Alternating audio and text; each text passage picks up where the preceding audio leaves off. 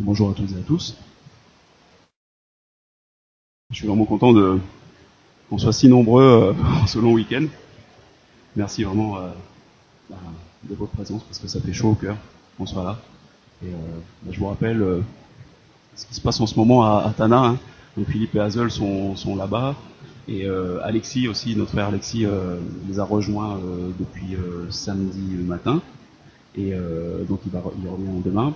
Et puis donc il y a Isaiah, il y a tous les frères là-bas qui vont se rassembler. On espère qu'il y aura une 50aine de personnes qui vont venir pour assister à toute cette semaine là de conférences qu'ils vont donner. Vraiment pensez à eux chaque jour hein, dans vos prières, parce que c'est vraiment un moment très très important et faut vraiment prier pour que ce soit une réussite, pour que la parole de Dieu puisse être largement annoncée et que voilà, elle est assez connue à Tana, la parole de Dieu, mais il y a beaucoup d'erreurs, il y a beaucoup de mélanges, et en particulier au niveau des églises, de la manière dont on doit se rassembler, dont on doit adorer le Seigneur ensemble.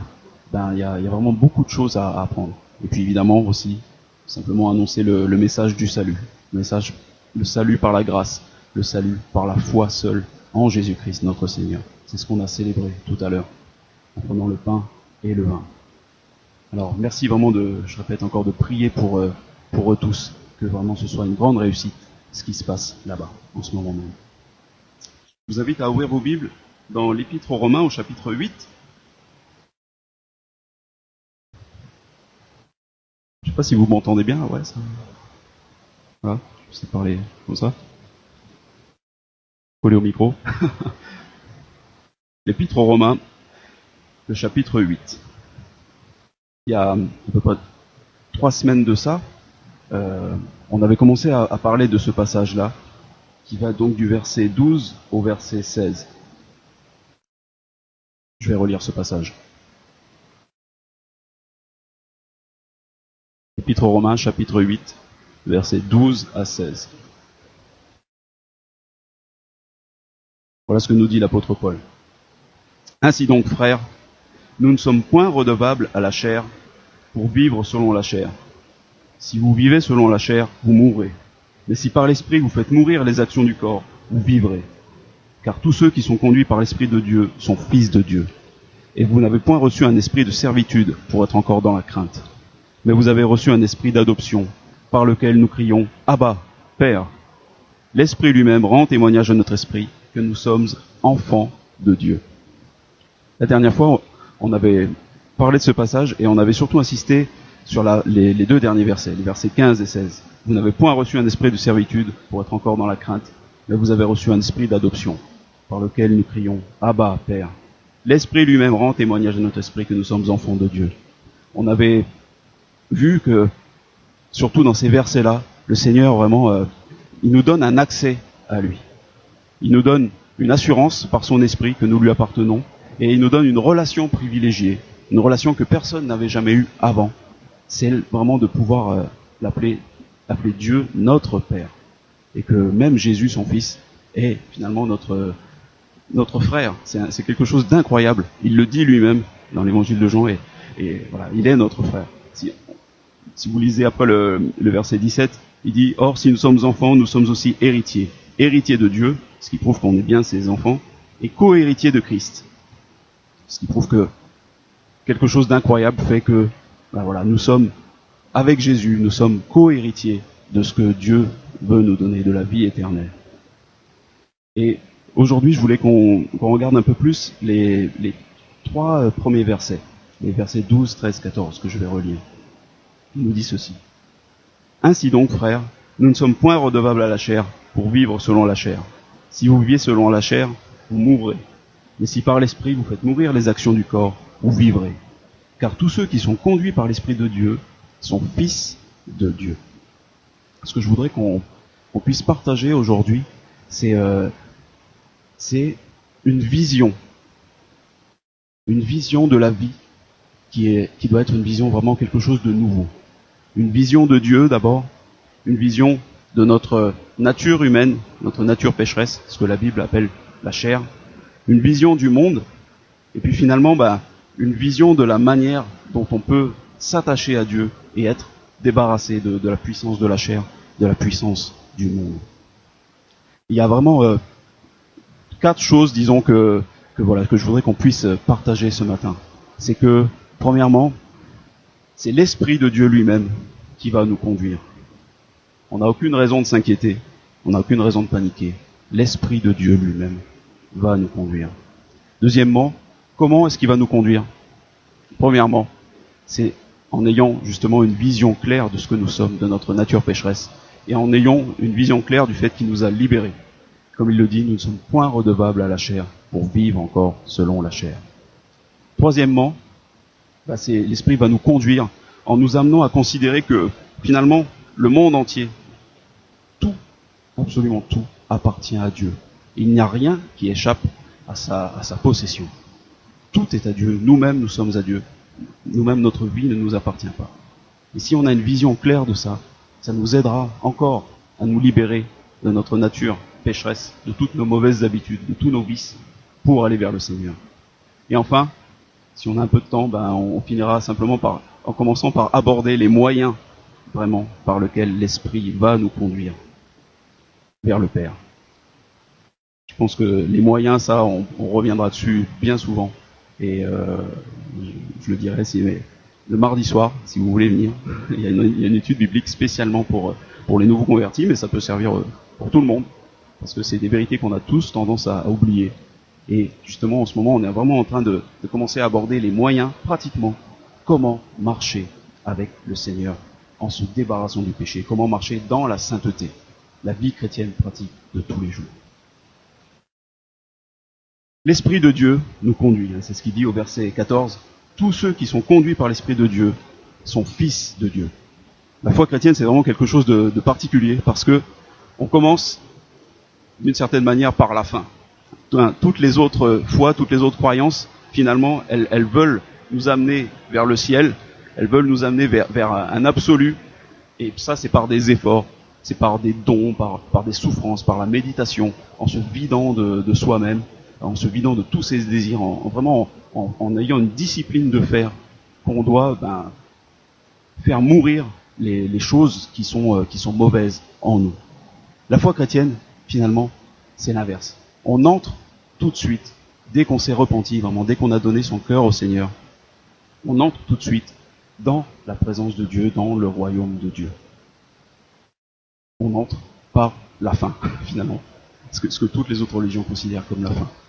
Mais pour ça, pour bien comprendre ça, il faut vraiment avoir une vision de qui est Dieu. Si vous savez, la Bible interdit, dans l'Exode, Dieu interdit qu'on fasse une représentation de lui. Parce qu'il ne veut pas qu'on puisse le comparer à quoi que ce soit. Donc il interdit vraiment que ce soit un animal, que ce soit un homme, que ce soit une chose. Il veut absolument qu'il n'y ait aucune représentation, aucune statue, aucune image de lui qui soit faite. Mais nous sommes des hommes, et finalement, quand on ferme les yeux, quand on pense à Dieu, je pense qu'il y a certainement une image qui nous vient. Et c'est cette image-là, cette comparaison, qui est importante pour nous. Qui est Dieu pour nous? Quelle est la vision que nous avons de notre Seigneur? Moi, je vous avoue que bien souvent, et je pense que la plupart de nous, on est dans ce cas-là, Dieu, c'est un peu... vous connaissez Fort Boyard? Vous savez qui est en haut de la tour? Le Père Fouras. C'est Dieu, pour moi, c'est un peu cette image-là. On a une épreuve, on a un problème dans notre vie, on va peut-être perdre son travail, ou je sais pas, on est triste, ou notre femme va partir, ou nos enfants sont malades, ou on a quelque chose qui nous oppresse, et on se dit, il faut que j'aille voir le Seigneur. Alors, on prend son courage à deux mains, puis là, la musique, elle commence c'est une musique bien oppressante qui commence à venir là, autour de nous, et puis on monte, on court, on monte en haut de la tour. Il y a des nains autour de nous, faut pas les écraser, sinon on perd des points. Il y a tout un tas de choses qui essaient de nous barrer le passage, et on arrive enfin tout en haut de la tour, on est essoufflé. Et là, qui est-ce qu'on voit? On voit dans notre esprit du coup, j'espère. On voit cette image-là d'un homme, d'un vieillard, un vieux sage, mais quand on lui pose des questions, finalement, quand on veut avoir accès à lui, qu'est-ce qu'il nous dit? Il nous donne des énigmes à résoudre. Est-ce que c'est ça votre image de Dieu? Moi, vraiment, pendant des années, ça a été mon image de Dieu. Et je confesse que même maintenant, quand je suis dans la détresse, quand je suis oppressé, j'ai encore du mal à vraiment pleinement accepter que Dieu est un père aimant à qui on peut crier papa.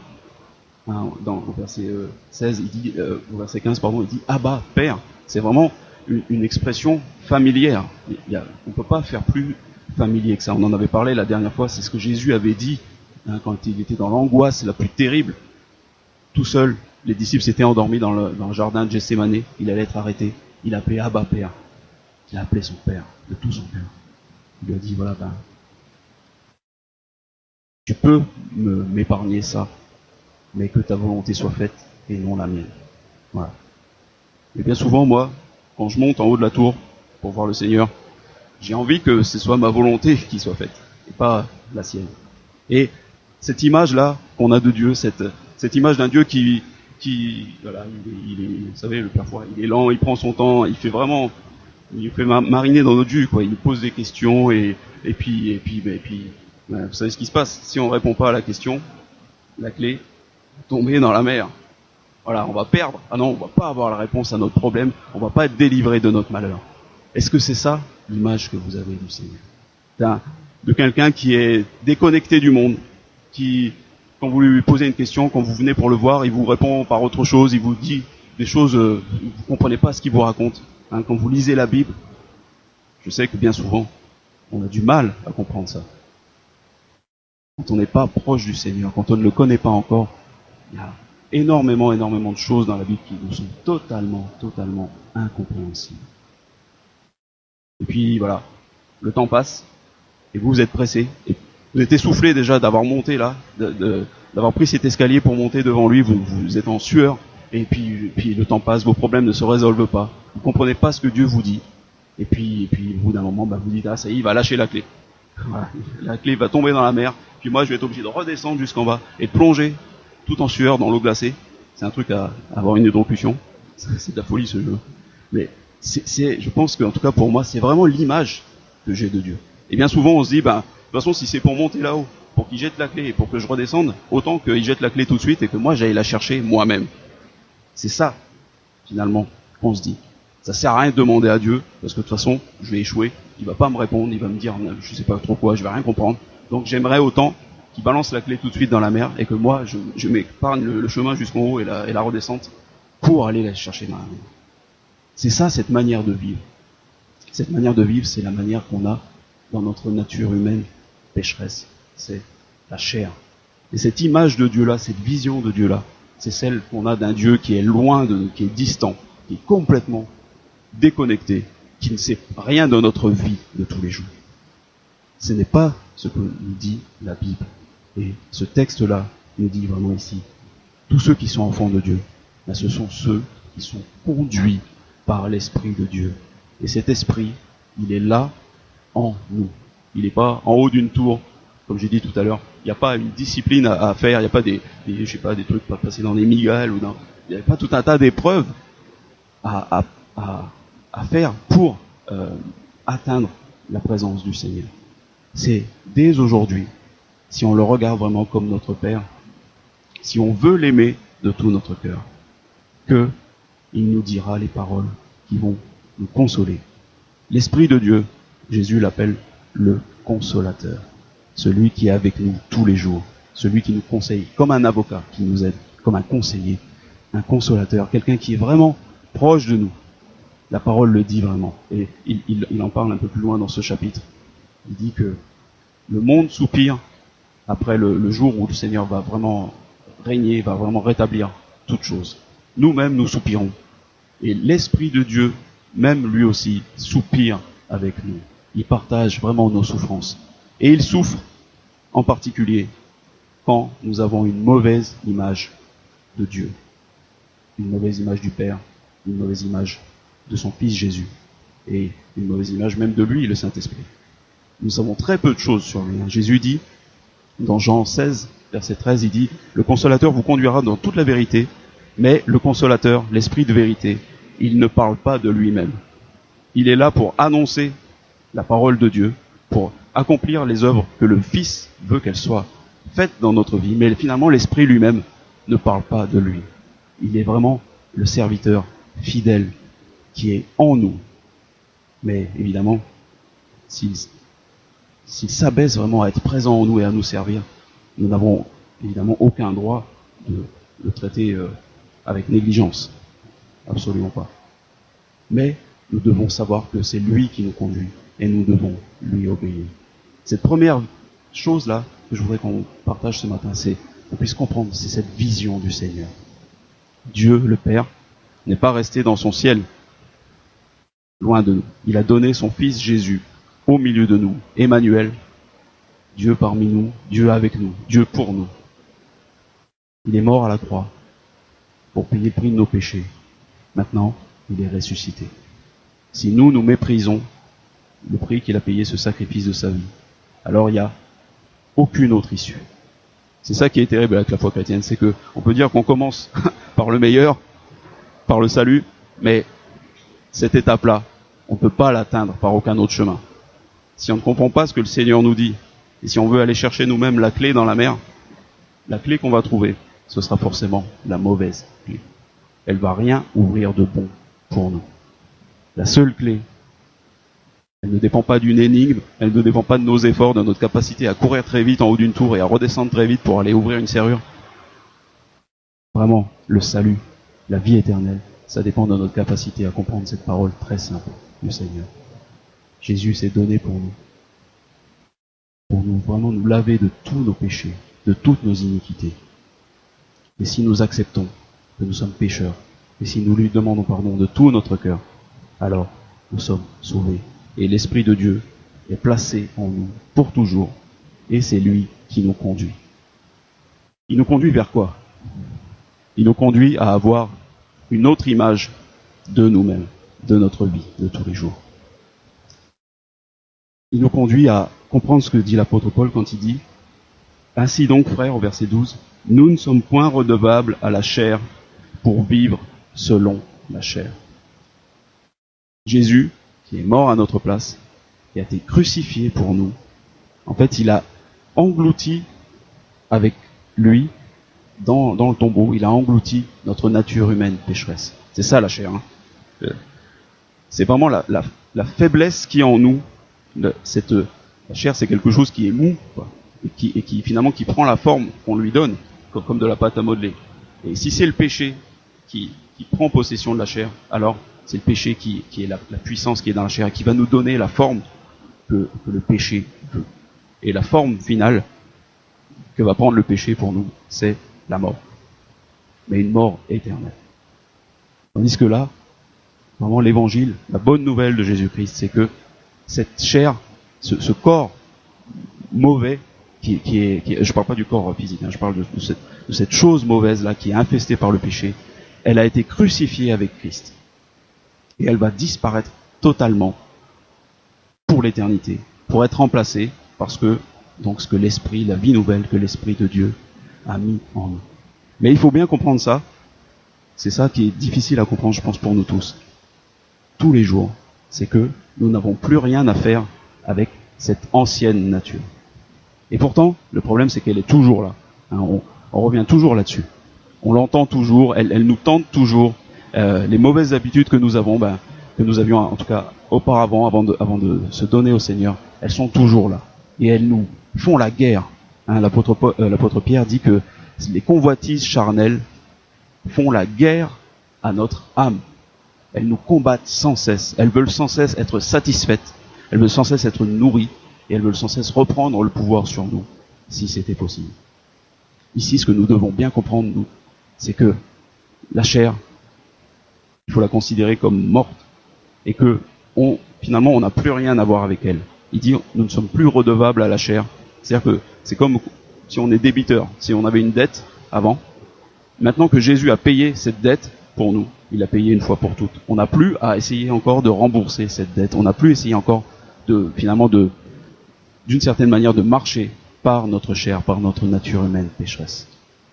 Mais il faut vraiment avoir une vision de ça. Et vous savez, la chair, c'est quelque chose d'extrêmement, extrêmement subtil. Je sais pas si vous connaissez Tony Anthony. Est-ce que vous avez entendu parler de lui? Il a fait c'est un Anglais, et apparemment c'était un métis chinois anglais. Et en 2005, il y a 8 ans de ça, il a sorti un bouquin qui s'appelle L'œil du tigre. Et il nous raconte sa vie dans ce livre. C'est un petit livre, je sais pas, qui peut faire peut-être 150 pages. Et c'est pas vraiment un livre pour les enfants, parce que il nous raconte vraiment des choses qui sont violentes. C'est quelqu'un, donc, il a été élevé en Chine par son grand-père depuis tout petit pour faire du kung-fu. Et ensuite, quand il est devenu adolescent, puis adulte, il est devenu champion de kung-fu. Enfin, il a fait plusieurs fois, apparemment, il a été 3 fois champion du monde de kung-fu. Et ensuite, il a laissé tomber la compétition et il est devenu garde du corps.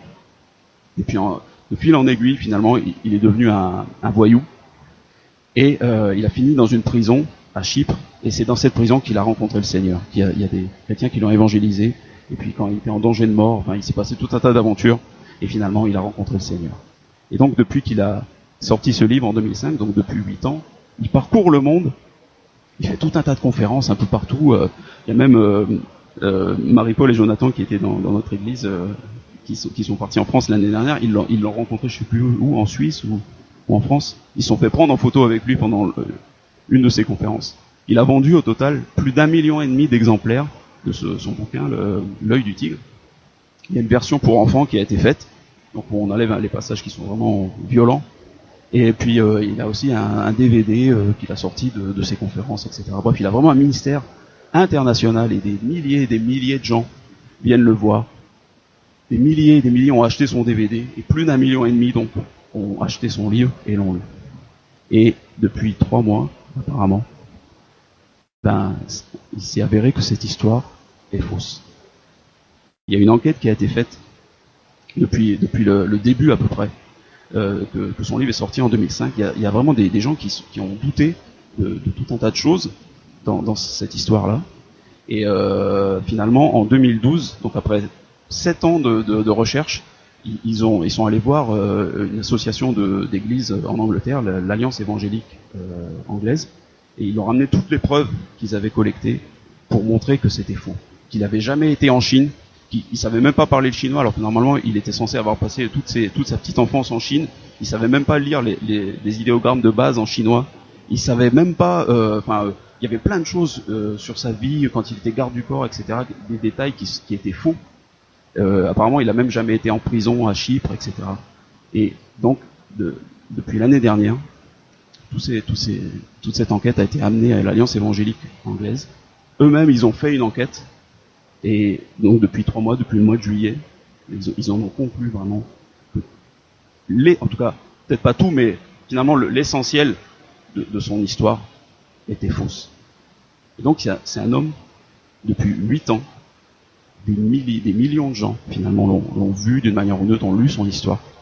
Peut-être j'espère en tout cas, que bien des gens se sont convertis par ce témoignage. Mais ce témoignage repose sur l'essentiel est faux, quoi. L'essentiel est faux. Je vous parle de ça par rapport à la chair, parce que je ne sais pas si Tony Anthony est-ce qu'il est vraiment sauvé. Je ne sais pas comment quelqu'un qui a donné son cœur à Jésus, qui a l'esprit de vérité en lui, peut mentir comme ça tous les jours, pendant au moins 8 ans. Parce que finalement, il a dû commencer à mentir même avant. Son histoire, il a dû la raconter à plein de gens pour pouvoir faire un livre, etc. Donc je ne sais pas combien d'années de mensonges, peut-être 20 ans de mensonges, peut-être. Comment est-ce que c'est possible que quelqu'un qui est né de nouveau, qui a l'esprit de vérité en lui, chevillé ici dans son cœur pour toujours, puisse vivre comme ça? Je ne sais pas, je ne veux pas juger. Et je vous invite vraiment à prier pour cet homme. Vraiment, prier pour lui. Mais ce qui est important ici, c'est que même nous, même si on a été touché par cette histoire, moi je l'ai lu ce bouquin, je l'ai lu il y a 4-5 ans de ça, et franchement il y a 2-3 détails qui m'avaient paru un peu bizarres, mais globalement l'histoire avait l'air plausible, quoi, globalement. Il y a certains rebondissements à la fin du livre qui étaient vraiment très très forts. Mais ce qui est important ici, c'est que, comme dit l'apôtre Paul, nous ne sommes pas redevables à la chair. la vérité, elle n'est pas dans ce que, finalement, dans ce que nous disons. Et même les témoignages des hommes de Dieu, même si tout ce qu'ils nous disent est vrai. Parce que vous savez, depuis que je sais ça, moi je regarde tous les bouquins de témoignages à la Maison de la Bible, je les regarde bizarrement, je me dis, mais, ouais, par exemple l'histoire de George Muller, l'histoire de Sundar Singh, l'histoire d'autres et d'autres, tous les trucs qui me paraissent un peu gros et tout ça, je me dis, c'est peut-être faux. Qu'est-ce qui est vrai là-dedans? Voilà. Ce qui est vrai, c'est ça. C'est ça. Et ça, on peut le dire chacun pour soi-même, parce que ça, cette parole-là, quand elle est venue ici, elle a changé notre vie. Et quand il dit au verset 16, l'Esprit lui-même rend témoignage à notre esprit que nous sommes enfants de Dieu. Ça veut dire que il y a un fruit. Quand l'Esprit est rentré ici, il y a un fruit. Vous connaissez ce fruit? Qui connaît le fruit de l'Esprit? Serge, tu connais le fruit de l'Esprit? Merci Serge. L'amour, la joie, la paix, la patience, la bonté, la bienveillance, la maîtrise de soi. Toutes ces choses-là, cette transformation intérieure que le monde ne peut pas faire, que rien ne peut faire, que la discipline, que la méditation, que je sais pas, que le bouddhisme, toutes ces choses-là ne peuvent pas vraiment faire. C'est l'Esprit de Dieu qui le fait en nous. Mais pour ça, il faut bien comprendre que nous ne sommes pas redevables à la chair.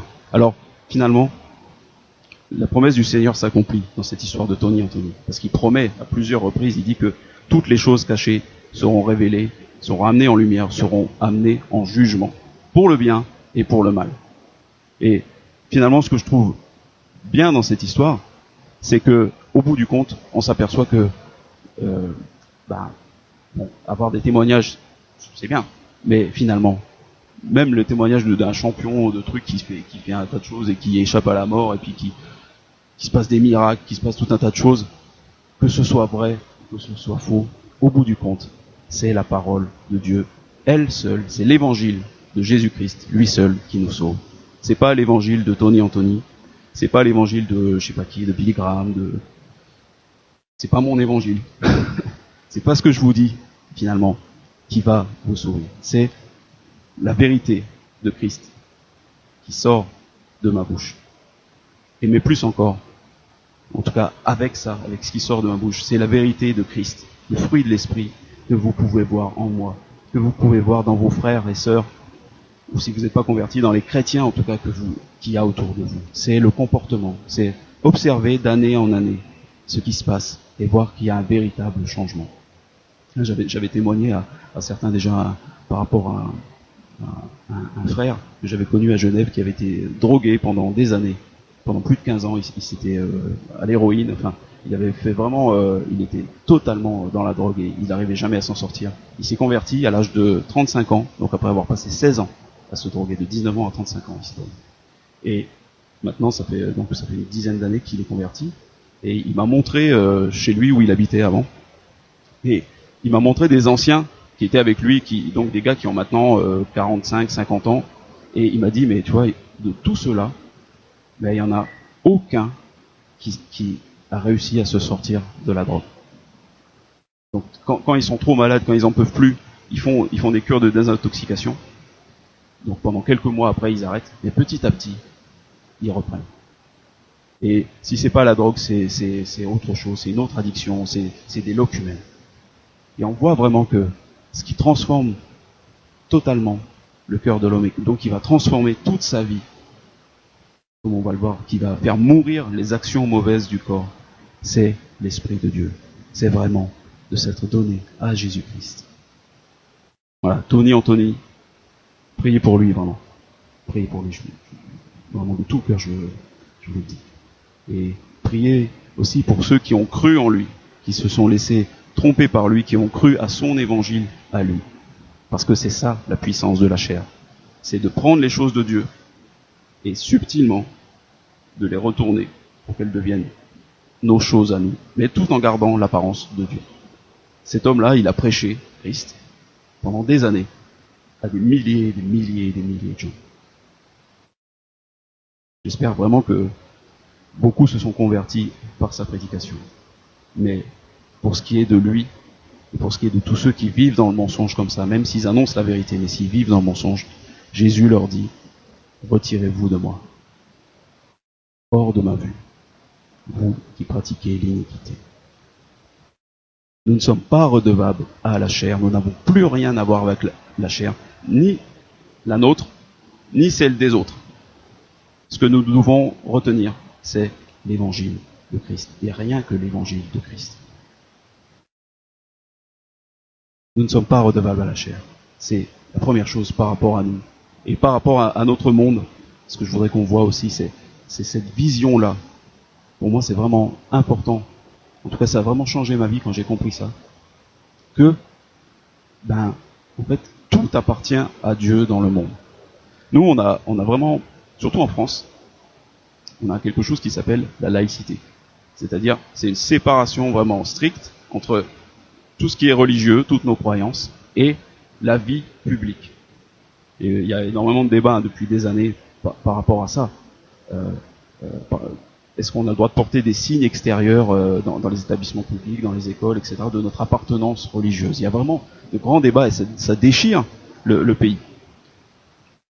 La laïcité, cette séparation entre ce qui est sacré et ce qui est, on dirait, profane, finalement ordinaire, ce qui n'est pas des choses d'un Dieu, d'une divinité quelconque, cette séparation-là, Dieu, lui, ne la connaît pas.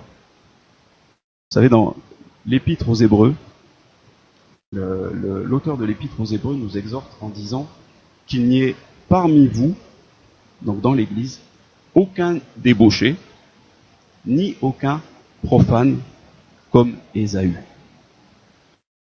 C'est-à-dire que le Seigneur veut vraiment que personne parmi nous ne puisse faire une distinction entre Dieu, ça c'est ma foi, ça c'est un, et puis ma vie de tous les jours. Parce que celui qui fait ça, qui fait cette distinction, finalement, il sert 2 maîtres. Jésus dit clairement, personne ne peut servir 2 maîtres. Parce que fatalement, il va finir par en servir finalement un seul. À force d'être déchiré, il va falloir faire un choix tôt ou tard. Cette vision-là que je voudrais qu'on puisse avoir de notre monde, c'est ça. Tout appartient à Dieu. Tout a été créé par Dieu. Et tout a été créé par Dieu pour qu'on puisse s'en servir, comme dit l'apôtre Paul, avec action de grâce. Donc en fait, le test, c'est si quelque chose, pour vous, vous ne pouvez pas remercier Dieu pour ça, ça veut dire que c'est peut-être quelque chose qui n'est pas bon. C'est par exemple boire de l'alcool ou je sais pas, aller voir des films, je sais pas, quelque chose que, vous savez, Dieu nous demande vraiment de tout examiner et de tout passer au crible de sa parole. Et si, par exemple, on peut aller voir un film au cinéma, et si on s'aperçoit que peut-être que on va voir des choses, on va entendre des choses qui vont nous troubler, et pire encore, qui vont troubler l'Esprit de Dieu en nous, alors ces choses-là finalement ne sont pas du Seigneur, ne viennent pas du Seigneur, elles ne doivent pas être prises, elles doivent être rejetées. Mais il faut prendre conscience donc, pour ce que l'homme fait, il y a des choses mauvaises, des choses profanes. Profane, c'est un mot vraiment qui a l'air de rien. On parle de musique profane, on parle de choses comme ça, mais en fait c'est une abomination aux yeux de Dieu. Tout ce qui est profane, c'est tout ce qui est du péché, au bout du compte. Et quand on dit profaner une tombe, profaner un lieu sacré, ça veut vraiment dire souiller quelque chose qui doit être consacré au Seigneur. Pour nous donc, vraiment je voudrais que ce matin on puisse comprendre ça, que le monde entier appartient au Seigneur, qu'il y a des choses que les hommes produisent qui sont mauvaises, qu'il faut éviter. Mais que, à part ça, vraiment, tout dans notre vie, chaque élément de notre existence doit être consacré au Seigneur.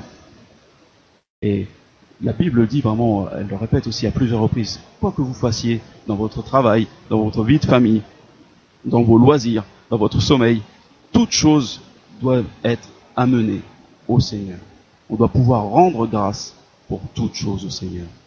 Tout lui appartient. Et finalement, le summum de ça, c'est notre propre vie lui appartient. Puisque Dieu a placé son esprit en nous, et puisqu'il ne perdra pas son esprit, ça veut dire que nous allons aller avec lui dans la vie éternelle. Mais si nous résistons, nous sommes déchirés. Nous attristons l'esprit. Et finalement, nous ne nous laissons pas conduire par lui. Nous sommes donc à nouveau perdus. Nous essayons de nous soustraire à l'amour de Dieu, à la grâce de Dieu, pour accomplir nos propres désirs. pour marcher par notre propre orgueil. Et en faisant ça, finalement, nous retombons sous la domination de la chair. Nous devenons à nouveau redevables à la chair.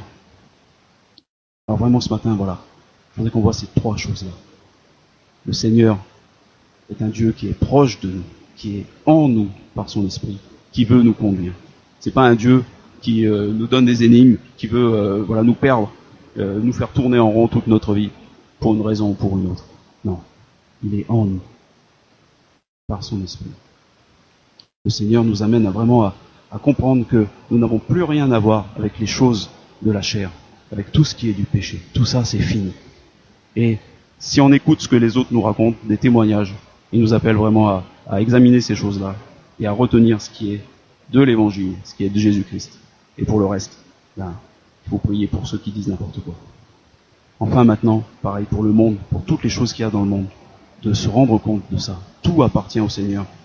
Et si une chose est enlevée à la domination du Seigneur, c'est une abomination. C'est quelque chose qui ne devrait pas exister. Là aussi, on se rend compte dans notre vie que même notre propre existence, même nos propres enfants, tout ça, ça ne nous appartient pas. Ça appartient au Seigneur. Et enfin, pour ce qui est de marcher avec le Seigneur,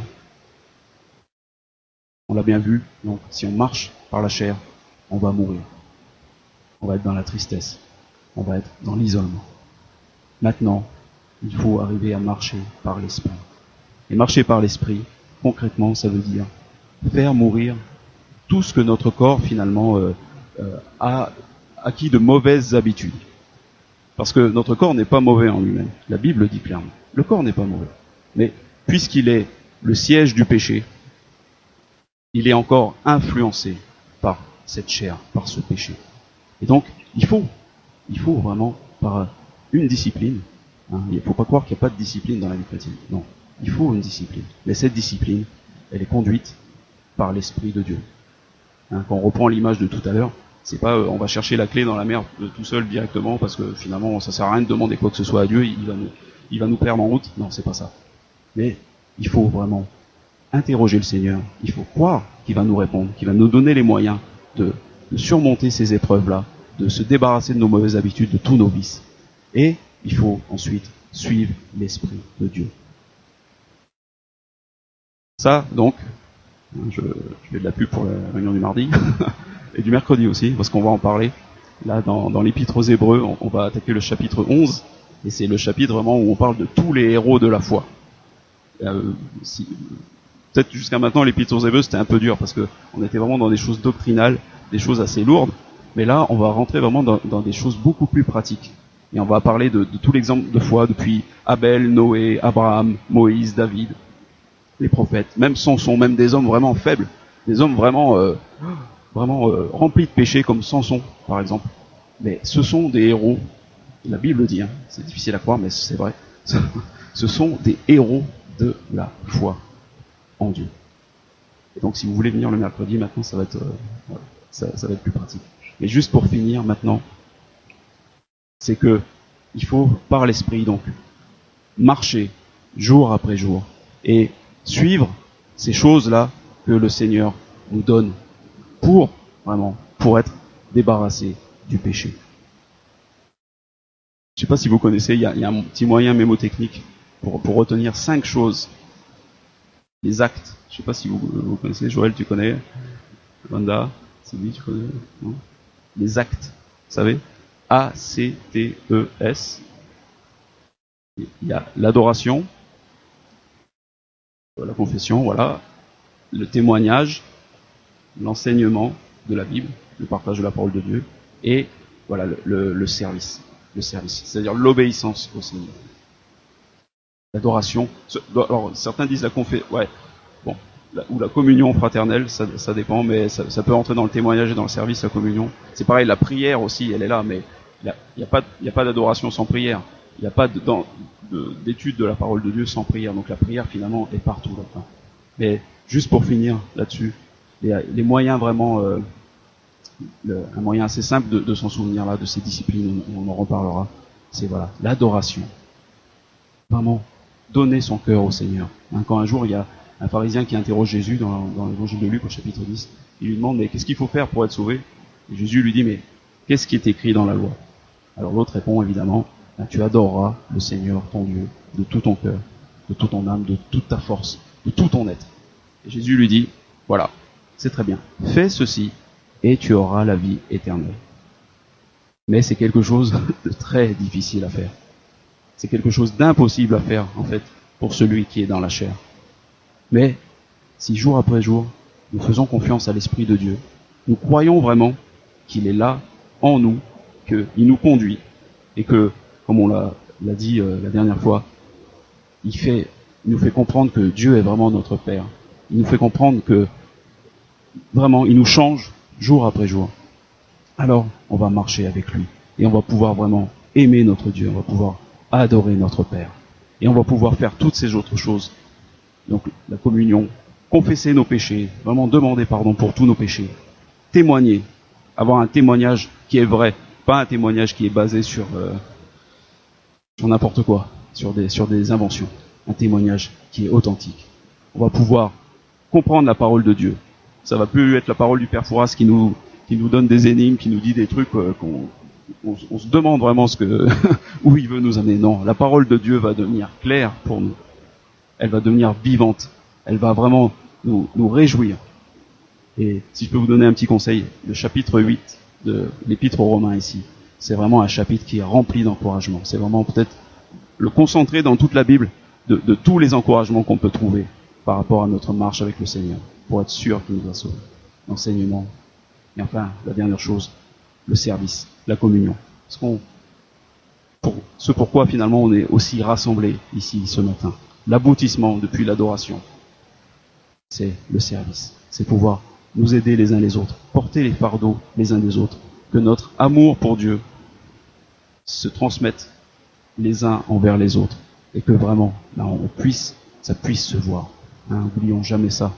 Jésus a dit, c'est par l'amour que vous aurez les uns envers les autres, que tous verront, tout ce monde perdu verra que vous êtes mes disciples. On va terminer dans la prière. Seigneur notre Dieu, vraiment je veux te remercier pour ces passages-là, ces promesses que tu nous as faites dans la Bible, que tu nous as sauvés pour l'éternité, Seigneur, que ton esprit vraiment est en nous et avec nous et marié avec nous pour l'éternité, Seigneur, et qu'il ne nous abandonnera jamais. Et que maintenant, c'est lui qui nous conduit, c'est lui qui nous éclaire, c'est lui qui nous fortifie, qui nous relève dans toutes nos chutes. Vraiment, Seigneur, merci pour le don de cet esprit, de ce consolateur, de cet avocat. Merci vraiment pour cette vision que tu veux nous donner jour après jour, nous amener à comprendre qui tu es vraiment, quel Dieu merveilleux tu es, quel Dieu aimant tu es, Seigneur. Pour nous amener aussi à comprendre que on n'a plus rien à faire avec la chair, on n'a plus rien à faire avec le monde, et que même les témoignages extraordinaires, les choses qu'on nous raconte, Seigneur, finalement, tout ça, ça ne vaut rien comparé au miracle que tu as accompli en nous. Quand tu fais naître de nouveau, tu fais naître quelque chose de vraiment nouveau en nous, Seigneur. Merci de nous garder pour toute cette semaine, Seigneur. Merci vraiment de nous aider à marcher par ton esprit. Merci de nous encourager, mon Dieu, et puis de nous aider aussi à transmettre ce message tout autour de nous. Qu'on puisse être vraiment une lumière pour ce monde qui se perd. Je te remets chacun de nous, Seigneur, et je te remets encore notre frère Philippe avec Azel, avec Isaiah, avec Alexis, et avec tous les autres là-bas au Vanuatu. Que tu les bénisses puissamment, Seigneur, et que vraiment ta parole puisse accomplir des prodiges là-bas. Au nom de Jésus, je te remercie pour tout. Amen.